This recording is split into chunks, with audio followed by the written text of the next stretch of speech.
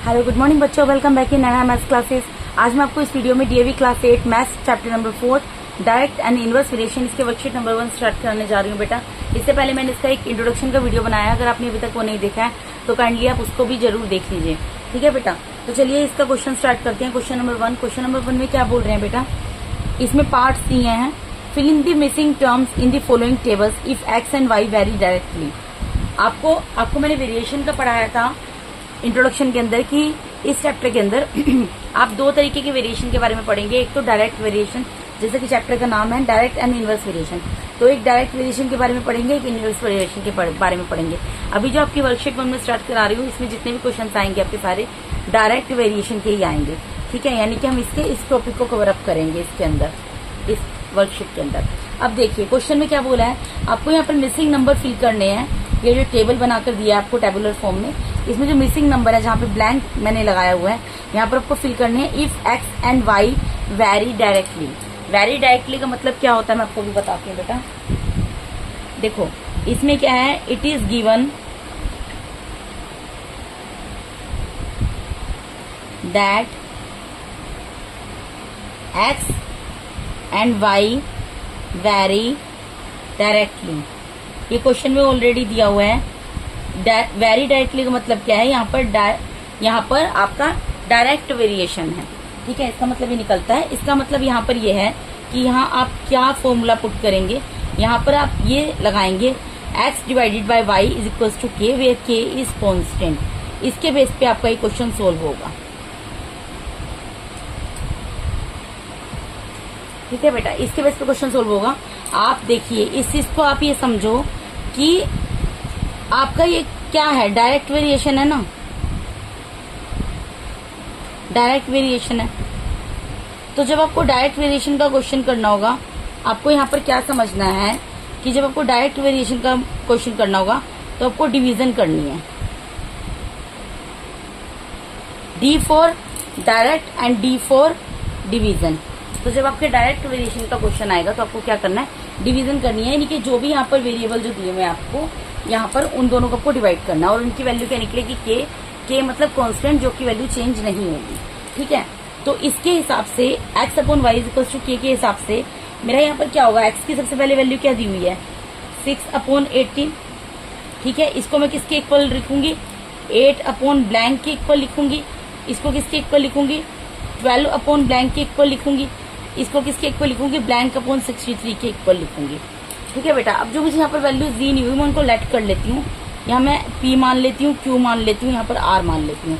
यानी कि मुझे p, q, r की वैल्यू निकालनी है, जबकि ये सब चीजें इक्वल दी हुई हैं। आप इस चीज को समझो, ये क्या है बेटा सॉरी, ये डायरेक्ट वेरिएशन के क्वेश्चन है। तो डायरेक्ट वेरिएशन के आपके क्वेश्चन कैसे होते हैं, आपको ऑलरेडी क्वेश्चन में दिया हुआ है, क्योंकि if x and y vary directly, ये ऑलरेडी लिखा हुआ है यहाँ पर सेंटेंस, आप पढ़ सकते हैं, ठीक है। इसका मतलब क्या है, इसमें डायरेक्ट वेरिएशन है, ये ऑलरेडी हमें दिया है। हमें सिर्फ क्या करना है, जो ब्लैंक दिए यहाँ पर वैल्यू फाइंड आउट करनी है। तो जब भी डायरेक्ट वेरिएशन होता है आपको ये चीज पुट करनी है, x upon y is equal to k, ठीक है, डायरेक्ट वेरिएशन में। और इसको याद रखने का तरीका मैंने आपको क्या बताया, D for direct and D for division. जब भी डायरेक्ट वेरिएशन की बात हो तो डिवीजन करनी है, यानी कि एक्स और वाई को आपस में क्या करना है, डिवाइड करना है। और ये इक्वल्स होगा के मीन्स कॉन्स्टेंट, ठीक है। डायरेक्ट वेरिएशन में हमेशा आपको ये चीज लिखनी है और इसी के बेस पे क्वेश्चन सोल्व होगा, ये आपको याद रखना है, ठीक है। अब x क्या है, x तो ये रहा, x की वैल्यू ये रही और y की वैल्यू ये रही। तो x की वैल्यू पहले क्या थी 6, तो मैंने 6 लिख दिया, अपॉन में y कितनी आ गई, क्योंकि x अपॉन y है तो 6 upon 18, 8 upon blank, 2 upon blank and dash upon blank upon 63। तो जो ब्लैंक से इनकी वैल्यू निकालनी है तो ऐसे तो निकाल नहीं सकती, तो मैंने इनको एज्यूम कर लिया PQR, ठीक है। आप सीधा यहाँ पर लिखकर दिखा देना, आपका क्वेश्चन कोई गलत नहीं करेगा। अब देखिए आपको क्या करना है, जब आपको इन तीनों में आप देख रहे हैं, इसमें न्यूमरेटर गिवन है, डिनोमिनेटर गिवन नहीं है, इसमें न्यूमरेटर गिवन है, डिनोमिनेटर गिवन नहीं है, इसमें डिनोमिनेटर गिवन है लेकिन न्यूमरेटर की वैल्यू गिवन नहीं है। तो जिसकी पूरे की वैल्यू दी है, ठीक है, जैसे 6 अपॉन 18 इसकी पूरे की वैल्यू दी है, इसको एक बार 8 अपॉन p के इक्वल रख दो, ठीक है। इक्वल रख के क्या करोगे, इसको क्रॉस मल्टीप्लाई कर लो, तभी वैल्यू निकालेंगे ना। इस तरीके की सिचुएशन में कैसे निकालेंगे, आप इस चीज को भूल जाओ। आप क्या करो, जिसमें न्यूमरेटर जो प्रॉपर आपका रैशनल नंबर दिया हुआ है, जिसमें न्यूमरेटर डिनोमिनेटर दोनों गिवन है, उसको एक बार 8 अपॉन p के इक्वल रख दो, फिर उसी को एक बार 12 अपॉन q के इक्वल रख दो, फिर उसी को एक बार R/63 के इक्वल रख दो। इससे क्या होगा, आपका PQR की वैल्यू निकल जाएगी। तो मैंने अभी इसको रखा इस तरीके से और क्रॉस मल्टीप्लाई कर दिया। क्रॉस मल्टीप्लाई करूंगी तो क्या होगा, 6 into P equals to 8 into 18। यही होगा ना बेटा, ये चीज इससे मल्टीप्लाई हुई है, इससे मल्टीप्लाई हो जाएगी। मुझे वैल्यू किसकी निकालनी है, मुझे तो P की वैल्यू निकालनी है ना। यहाँ पर मुझे किसकी वैल्यू निकालनी है, P की। तो जिसकी वैल्यू निकालनी है उसको वहीं पे छोड़ दो, और बाकी ये जो राइट हैंड साइड में है चीज, ये अपनी जगह पे रही। 8 मल्टीप्लाई 18 है, ये अपनी जगह पर रहेगा। मुझे P की वैल्यू निकालनी है इस वेरिएबल की, तो मैं इसको सेपरेट कर लूंगी। इसके साथ ये 6 मल्टीप्लाई में है, तो इधर क्या हो जाएगा, ये डिवाइड में चला जाएगा। अब इसको कैंसिल कर दो, ऊपर नीचे जो कैंसिल हो रहा है। देखिए 6 1 जा 3, 6 1 जा 6, 6 3 जा 18। तो 8 और 3 कितना हो गया मल्टीप्लाई करके, 24। तो P की वैल्यू कितनी आ गई आपकी, 24। मैंने P किसको माना था बेटा, यहाँ पर माना था ना। यहाँ पर कितनी वैल्यू आ गई मेरे पास, 24 आ गई। ठीक है। अब उसके बाद मैं क्या करूंगी, यहाँ पर अब मैं क्या करूंगी, 6/18 को किसके इक्वल लिख लूंगी बेटा, इसको मैं 12/Q के इक्वल लिख देती हूँ, क्योंकि मैंने P की वैल्यू तो निकाल ली ना। अब मैं इसके इक्वल लिख दूंगी 12/Q के इक्वल। तो 12/Q के इक्वल लिखो। फिर से इसको क्या करना पड़ेगा आपको, क्रॉस मल्टीप्लाई करो। 6 multiply by Q is equals to 18 multiply by 12। इनको मल्टीप्लाई मत करना इन डिजिट्स को, ठीक है। मल्टीप्लाई मत करना, पहले कैंसिल करना जितनी कैंसिल हो सकती है, और जो लास्ट में बचेगा अल्टीमेटली उसको फिर आप क्या करोगे, मल्टीप्लाई कर देना। अब यहाँ पर किसकी वैल्यू निकालनी है, Q वेरिएबल की। तो Q को इधर ही रहने दिया। यहाँ 18 मल्टीप्लाई बाय 12 है, और डिवाइड में क्या चला जाएगा, इधर 6 है, मल्टीप्लाई में डिवाइड में चला जाएगा। ठीक है। अब आप इसको काटो, किसी को भी कैंसिल कर दो। 6 1 जा 6, 6 3 जा 18। तो क्या आ गया, 3 मल्टीप्लाई बाय 12। तो 12 3 जा कितना होता है बेटा, 12 3 जा होता है 36। यानी कि मेरे Q की वैल्यू कितनी निकल गई यहाँ पर, 36। ये निकली है ना, देखो Q की वैल्यू निकाल दी 36। ठीक है बेटा। अब मुझे किसकी वैल्यू निकालनी है, R की। तो अब मैं क्या करूंगी, देखो मैं ये करूंगी, ये 6/18 है ना, जो ये 6/18 जो है, इसको R/63 के इक्वल लिखूंगी। मैंने आपको ये बोला बेटा, जिसमें न्यूमरेटर एंड डिनोमिनेटर दोनों गिवन है, उसको बाकी सबके इक्वल रखते जाओ और वैल्यू निकालते जाओ। अब 6/18 को R/63 के इक्वल रख देंगे। तो 6/18 इज इक्वल्स टू R/63। तो क्या करना पड़ता है, हमें क्रॉस मल्टीप्लाई करना पड़ता है, कर लेंगे। तो इसका मतलब क्या है, 18 जो है R से मल्टीप्लाई होगा, इक्वल्स टू क्या है, 63 मल्टीप्लाई बाय 6। मैं वेरिएबल वाले को इधर रख रही हूँ। मैंने इन दोनों को इधर लिख दिया मल्टीप्लाई में, इन दोनों को इधर लिख दिया। अब मैंने आपको क्या बोला है बेटा, इसको आप मल्टीप्लाई मत करो, अभी ऐसे छोड़ दो, आपका क्वेश्चन ईजी हो जाएगा। अपोन में इधर 18 है, इसको इधर ले जाओ। मल्टीप्लाई में R के साथ मुझे R की वैल्यू निकालनी है, मुझे यहाँ पर R की वैल्यू निकालनी है। तो ये जो मल्टीप्लाई में था, इसको मैं क्या ले गई, डिवाइड में ले गई। ठीक है। अब इसके बाद कैंसिल कर दो। देखो 6 1 जा 6, 6 3 जा 18। आप कैंसिल अपने तरीके से कर सकते हो बेटा। 3 1 जा 3, 3 2 जा 6, 3 1 जा 3। तो R की वैल्यू कितनी आ गई, 31। तो मैं यहाँ पर क्या लिख दूंगी, यहाँ पर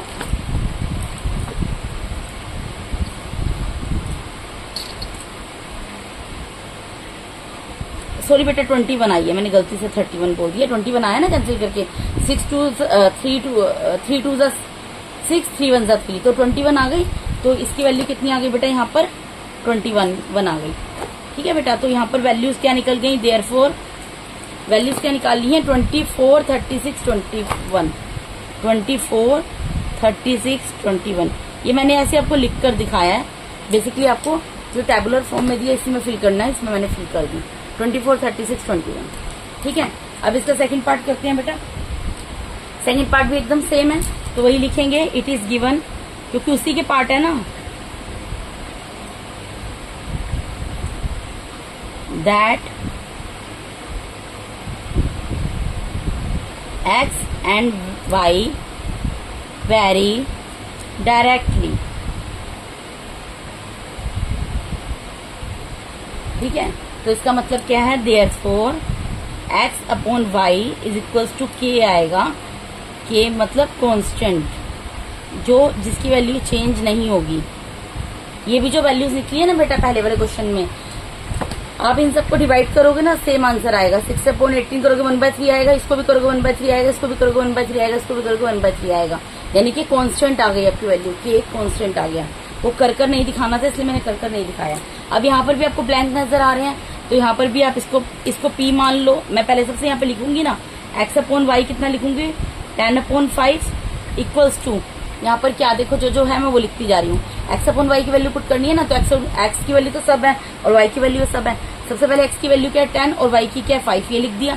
इक्वल्स टू का साइन लगाया, फिर यहाँ पर ब्लैंक आएगा और नीचे क्या लिख देंगे 10 लिख देंगे, फिर इक्वल्स टू का साइन लगाएंगे, ऊपर 30 लिख देंगे एक्स की जगह और वाई ब्लैंक है, फिर इक्वल्स टू का साइन लगाएंगे, ऊपर 46 लिख देंगे, नीचे वाई जो है ब्लैंक है। अब हम क्या करेंगे, इसको सोल्व करेंगे। मैं इसको पी मान लेती हूँ, इसको क्यू मान लेती हूँ, इसको आर मान लेती हूँ। ठीक है, अब मैंने आपको बोला था जो वेरिएबल जो भी रैशनल नंबर हमारा पूरा सोल्व दिया हुआ है, जैसे यहाँ पर 10/5 है, ये पूरा है ना, मतलब कि जिसका numerator denominator both are given, आपको वो नंबर लेना है। तो यहाँ पे न्यूमरेटर डिनोमिनेटर दोनों दिए हैं, यहाँ पर देखो न्यूमरेटर नहीं दिया, यहाँ डिनोमिनेटर की वैल्यू फाइंड आउट करनी है, यहाँ पर भी डिनोमिनेटर की वैल्यू फाइंड आउट करनी है। तो इसलिए मैं 10/5 को लूंगी एक बार p/10 के इक्वल, एक बार 10/5 को लूंगी मैं 30/q के इक्वल, एंड एक बार मैं 10/5 को लूंगी 46/r के इक्वल। ठीक है जी, मैंने क्या किया 10/5 को एक बार इसके इक्वल ले लिया, फिर 10/5 को एक बार इसके इक्वल ले लिया, फिर 10/5 को एक बार इसके इक्वल ले सकती हूँ ना, क्योंकि सब चीज तो इक्वल में दी हुई है। और इसके बीच में मैं लाइन खींच देती हूँ। अब इसको सिंपल सोल्व करना है, क्रॉस मल्टीप्लाई कर लो, सब में क्रॉस मल्टीप्लाई करना पड़ेगा आपको। देखो बेटा यहाँ पर क्या होगा 5 × p is equal to 10 × 10। 5 p से मल्टीप्लाई हो गया और 10 10 से मल्टीप्लाई हो गया। मुझे किसकी निकालनी है वैल्यू, p की निकालनी है, तो p को इधर रहने देंगे, 10 × 10 को इधर रहने देंगे, 5 मल्टीप्लाई में डिवाइड में चला जाएगा, 5 1 = 5, 5 2 = 10, यानी p कितना आ गया 10 × 2, यानी देयरफॉर p कितना आ गया मेरा 20 आ गया। p कितना आ गया मेरा 20 आ गया। ये तो निकल गई p की वैल्यू। अब यहाँ पर q की निकल जाएगी, इनको भी मल्टीप्लाई करो, क्रॉस मल्टीप्लाई, 10 × q हो जाएगा इक्वल्स टू 30 × 5। मुझे q की वैल्यू निकालनी है, q को अपनी जगह रहने दो, राइट हैंड साइड में जो लिखा है उसको एज इट इज रहने दो, अपॉन में ये 10 मल्टीप्लाई में था डिवाइड में ले जाओ, 0 से 0 कैंसिल हो गया, q क्या आ गया 3 × 5। ठीक है, यानी कि देयरफॉर q की वैल्यू क्या आ गई बेटा 15। ठीक है जी, अब यहाँ से r की वैल्यू निकल जाएगी, 10 × r हो जाएगा, ये मल्टीप्लाई होगा क्रॉस मल्टीप्लाई, 46 × 5 हो जाएगा। मुझे r की वैल्यू निकालनी है, r अपनी जगह पर एज इट इज रहेगा, 46 × 5 अपॉन में 10 मल्टीप्लाई में था डिवाइड में चला जाएगा, 5 1 = 5, 5 2 = 10, ये कैंसिल हो गया, फिर 2 1 = 2, 2 2 = 4, 2 3 = 6, तो r की वैल्यू कितनी आ गई 23। तो मेरी यहाँ पर क्या क्या वैल्यूज आ गई बेटा, r की वैल्यू क्या आ गई 23, तो मेरी यहाँ p की वैल्यू आई 20, q की वैल्यू आई 15 और r की वैल्यू आई 23। मैं यहाँ पुट कर दूंगी, यहाँ पे 20, यहाँ पे 15 और यहाँ पर 23। ये वैल्यूज निकली है ना बेटा, तो मैंने ये वाली वैल्यूज यहाँ पर पुट कर दी। ठीक है, अब मैं नेक्स्ट पार्ट पे मूव करती हूँ। इसका नेक्स्ट पार्ट क्या है बेटा, सेम क्वेश्चन है, ये भी इसका थर्ड पार्ट है, वही लिखेंगे हम। It is given that x and y vary directly,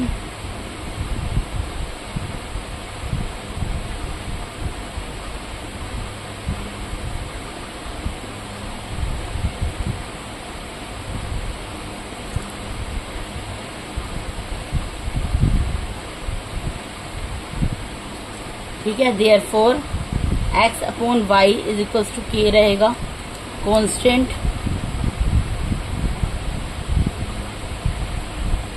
ठीक है जी, यानी कि यहाँ पर क्या हो जाएगा, x की वैल्यू क्या है 16, पहले 16 दिया हुआ ना, आप देख सकते हो 16/15 हो जाएगी इक्वल्स टू, बेटा यहाँ पर ना इन्होंने गलती से यहाँ पर एक न्यूमरेटर किसी एक की वैल्यू नहीं देनी चाहिए थी, इन्होंने गलती से दे दी है, तो कोई बात नहीं, हमें वैल्यू दी हुई है तो हमें उसको सोल्व करने की जरूरत नहीं है। लिख देती हूँ 10/डैश इक्वल्स टू -40। तो मुझे जो नहीं पता मैं उसको ज्यूम कर लेती हूँ, उसको p मान लेती हूँ, उसको q मान लेती हूँ। ठीक है, मुझे अच्छा है, मुझे तो दो ही वैल्यूज निकालनी पड़ेगी, एक वैल्यू कम निकालनी पड़ेगी। ठीक है, तो आप इसमें 8/20 को भी इसके इक्वल रख सकते हो, इसके इक्वल रख सकते हो, आपकी मर्जी है। आप 6/50, क्योंकि इनको जब कैंसिल करोगे ना ऊपर नीचे x/y करोगे, सबकी वैल्यू सेम आने वाली है। ठीक है, ये इसके इक्वल है, ये इसके इक्वल है, तो ये भी तो इसके इक्वल होगा। आप कुछ भी कर सकते हो। मैं फिलहाल पहले वाली वैल्यू ले रही हूँ, मैं 6/15 को ले रही हूँ। एक बार 10/p के इक्वल, एक बार मैं 6/15 को ले रही हूँ Q/40 के इक्वल। अगर आप 8/20 को भी लोगे तब भी आपका आंसर गलत नहीं आएगा, सही आएगा। क्रॉस मल्टीप्लाई होगा, यहाँ पर भी सेम प्रोसेस फॉलो करेंगे, क्रॉस मल्टीप्लाई होगा। अब यहाँ पर 6 जो है p से मल्टीप्लाई हो जाएगा, इक्वल्स में 15 जो है वो 10 से मल्टीप्लाई हो जाएगा।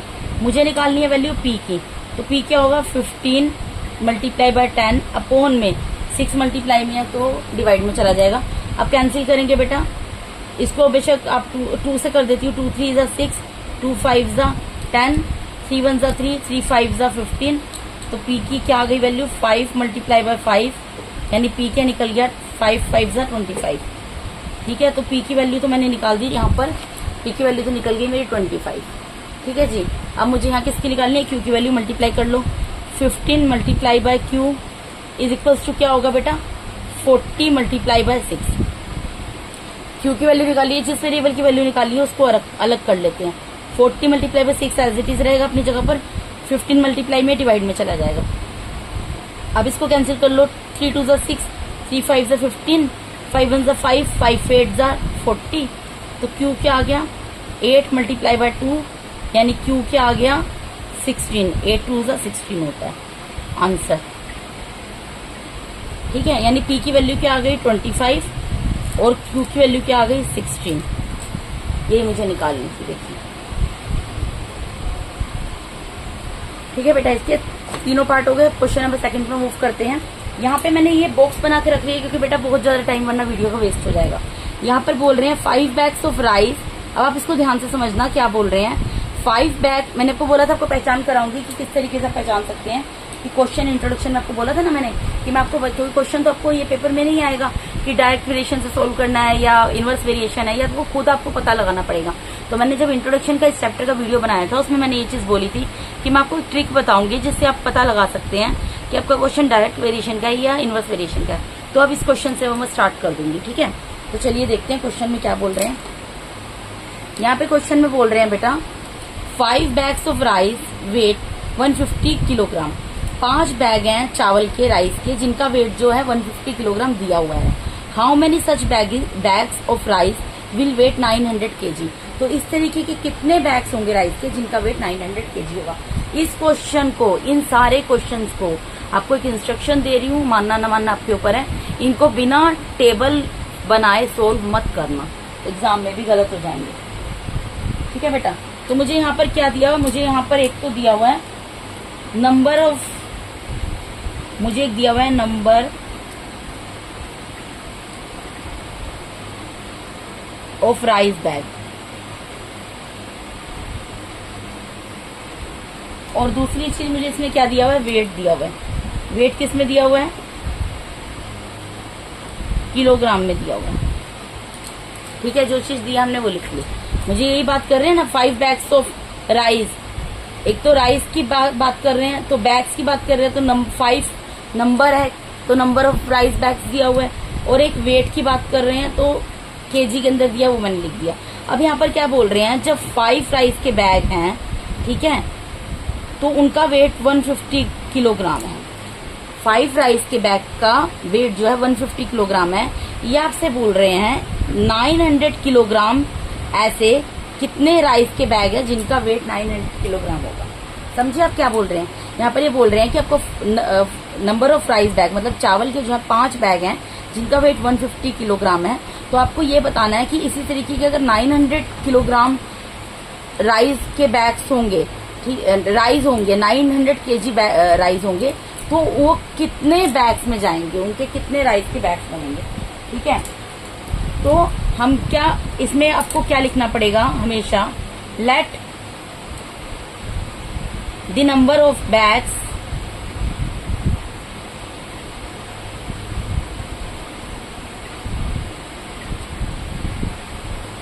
The number of rice bags,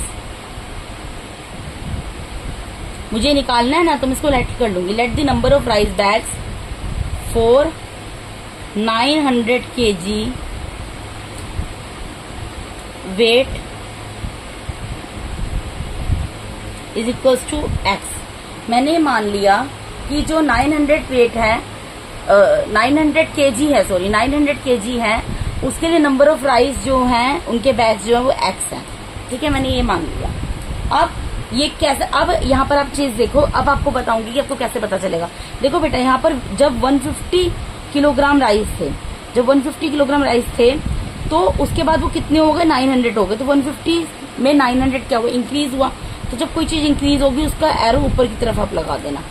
ठीक है, ये चीज इंक्रीज होगी। अब आप यहाँ पर ये देखो कि जब 150 केजी चावल थे, राइस 150 केजी वेट था, ठीक है, राइस का, तो उसके लिए 5 बैग यूज हुए। जब 150 केजी राइस का वेट था तो उसके लिए 5 केजी राइस बैग यूज हो गए। अब अगर 900 केजी वेट होगा तो नंबर ऑफ बैग्स बढ़ेंगे या घटेंगे, आप खुद सोच के देखो। 150 के लिए अगर 5 थे तो 900 तो 150 से बहुत ज्यादा है, यानी कि यहाँ पर भी जो आएगा वो बढ़ेगा।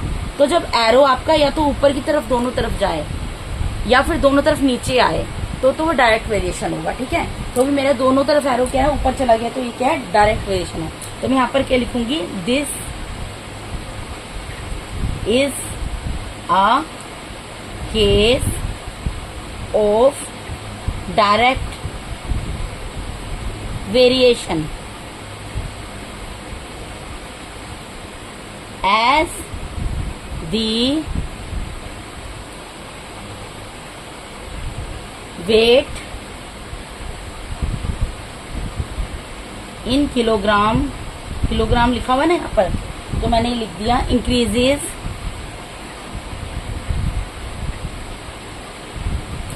Then the number of bags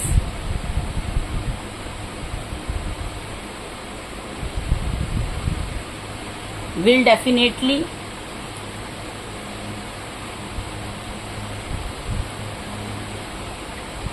increase in the same ratio।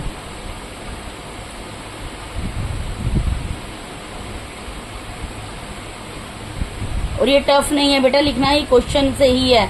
अब थोड़ा सा ध्यान दो, यहाँ पर क्या लिखा है, this is a case of, ये आपने पहचान लिया डायरेक्ट वेरिएशन है, तो आप पहला सेंटेंस लिख दो कि this is a case of direct variation. और फिर क्या लिखा है, एज द वेट इंक्रीजेस, ये वेट बढ़ रहा है ना, 150 से 900 हो गया। अगर ये चीज बढ़ रही है then the number of bags, यहाँ पे नंबर ऑफ राइस बैग्स जो है will definitely increase in the same ratio. Number of rice bag लिख देना यहाँ पर, राइस बैग। ठीक है, देयरफॉर क्या होगा, x upon y is equal to k आ जाएगा, क्योंकि इसमें हम क्या यही लगाते हैं ना जब डायरेक्ट वेरिएशन होता है, कांस्टेंट। ठीक है, तो x क्या है यहाँ पर मेरा 5 है, फिर y क्या है 150 है, और इधर क्या लिखूंगी, x अपॉन 900, इसके इक्वल लिखूंगी ना इसको। तो अब क्या करना पड़ेगा, मुझे क्रॉस मल्टीप्लाई कर लूंगी, 150 जो है वो x से मल्टीप्लाई हो जाएगा। ठीक है बेटा, और यहाँ पर क्या हो जाएगा, 900 मल्टीप्लाई में 5, मुझे x की वैल्यू निकालनी है, x को उसकी जगह पे छोड़ दूंगी, 900 मल्टीप्लाई बाय 5 सॉरी, अपॉन में क्या लिख दूंगी 150, 0 से 0 कैंसिल हो जाएगा।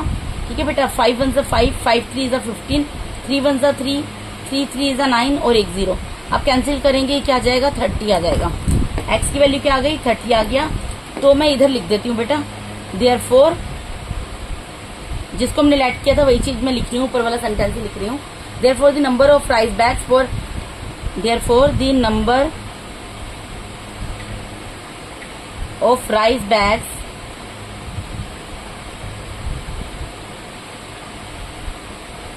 For 900 kg wait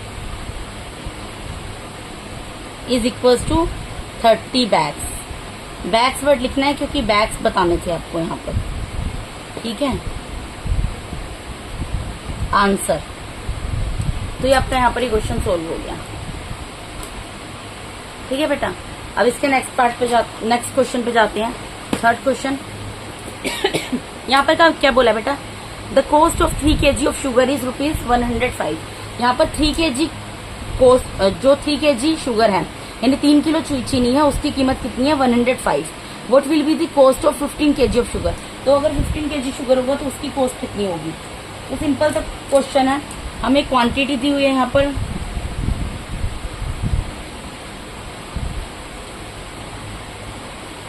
quantity of sugar दी हुई है, ठीक है, किलोग्राम में, और कॉस्ट दी हुई है रुपीज में। यही दिया हुआ ना, क्वांटिटी ऑफ शुगर दी हुई है किलोग्राम में, कॉस्ट दिया रुपीज में। अब क्वांटिटी क्या बोल रहे हैं, द कॉस्ट ऑफ, अगर 3 kg शुगर, अगर 3 kg शुगर जो है वो 105 रुपीज की है, तो 15 kg शुगर कितने की आएगी ये निकालना है। अब आप पहचानो कि ये कौन सा वेरिएशन है। आप यहाँ पर देखो क्वांटिटी ऑफ शुगर, शुगर की क्वांटिटी क्या, पहले 3 kg थी, फिर 15 kg हो गई, क्या हुई, इंक्रीज हुई। तो आप यहाँ पर ये चीज देखो, ये तो ऊपर चला गया एरो। अब यहाँ पर आप ये चीज देखो कि जब 3 kg शुगर थी तो उसकी कॉस्ट 105 थी, मतलब 300 kg आपने शुगर खरीदी तो 105 थी। जो 15 kg खरीदेंगे तो कॉस्ट कम होगी या ज्यादा होगी, ऑब्वियसली अंडरस्टूड है, तो ज्यादा होगी, तो मैंने ऊपर एरो लगा दिया। तो जब ये सेम डायरेक्शन में एरो जा रहे हैं, वो अप में जाए या डाउन में जाए, तो डायरेक्ट वेरिएशन होता है। और मुझे लेट करना पड़ेगा इस चीज को, तो मैं क्या करूंगी, let cost of 15 kg sugar, जो चीज नहीं पता उसको मैं एक्स मान लूंगी, रुपीज एक्स, ठीक है, एक्स मान लिया, यहाँ पर एक्स मान लिया, रुपीज एक्स मान लिया उसको। तो क्या लिखूंगी, this is a case of direct variation,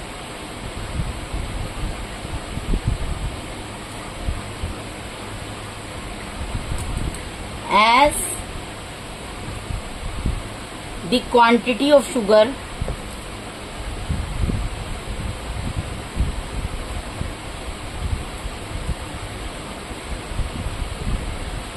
increases,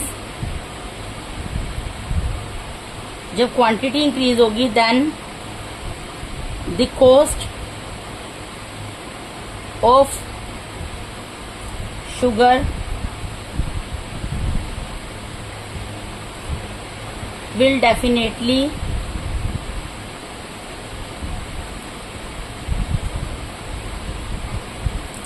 increase in the same ratio.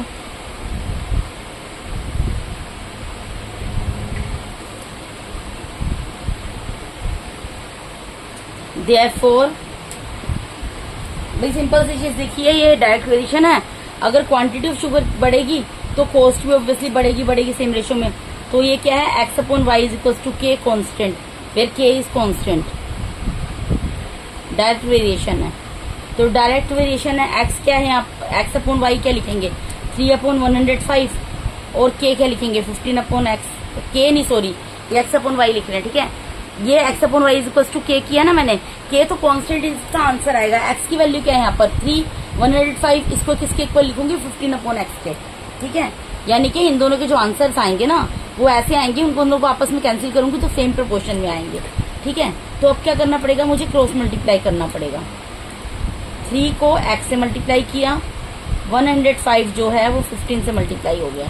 मुझे वैल्यू निकालनी है x की, तो x की वैल्यू क्या आएगी, 105 मल्टीप्लाई बाय 15 अपॉन में 3 डिवाइड में चला जाएगा, ठीक है जी। तो 3 1 जा 3, 3 5 जा 15, तो यहाँ पर क्या आ गया बेटा,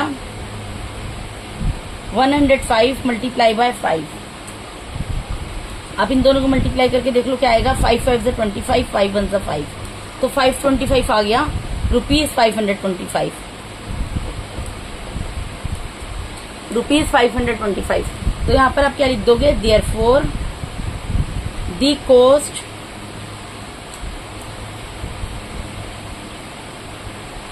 of 15 kg sugar is equals to rupees 525 answer. यानी 15 kg शुगर की कॉस्ट कितनी होगी, 525। तो बेटा इस वीडियो के अंदर मैंने आपको DAV class 8 maths chapter number 4 direct and inverse variation, इसकी वर्कशीट नंबर 1 का क्वेश्चन नंबर 1 2 3 पूरा कंप्लीट करा दिया है। अगर आप मेरे चैनल पे नए हैं तो काइंडली मेरे चैनल को सब्सक्राइब कीजिए। अगर आपको मेरा टीचिंग मेथड अच्छा लगता है तो मेरे वीडियोस को ज्यादा से लाइक कीजिए, अपने फ्रेंड्स के साथ शेयर कीजिए। Once again thank you so much for watching my YouTube videos बेटा, thank you so much, god bless all.